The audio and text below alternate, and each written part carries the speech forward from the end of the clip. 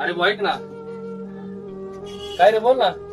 अरे मला तुझी गाडी द्या ना. ते संगमनेरला जाऊन यायचं होतं. एक जोडीदार आहे तो मी चाललोय. गाडीच आहे ना थोडं काम आहे रे त्याच्यामुळे गाडी नाही भेटणार.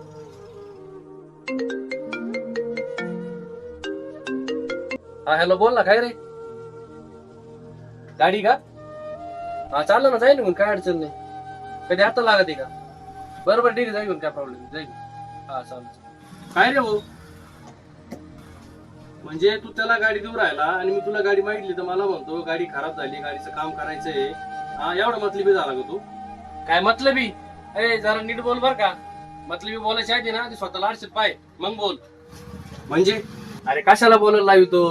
हा अरे तुझ्या घरी कोणता कार्यक्रम असला आणि तुला कुठं तर जायचं असेल ना बाहेर जेवायला तर तुला बाकीचे मित्र आठवत्या.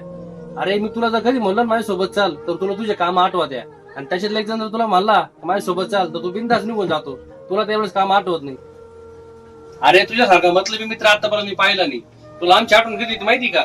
ज्यावेळेस तुझी गाडी बंद पडन जेव्हा तुला पेट्रोलची गरज असेल तेव्हा तुला या मित्राची आठवण येते. अरे तू जर माझ्या कधी गरजेला काम येतच नाही तर मी का तुझी गरज करू? असे तुमच्या वागण्यामुळे ना तुमच्यासारख्या मतलबी लोकांची मी आजपासून मदत करत होतो बंद केलेली.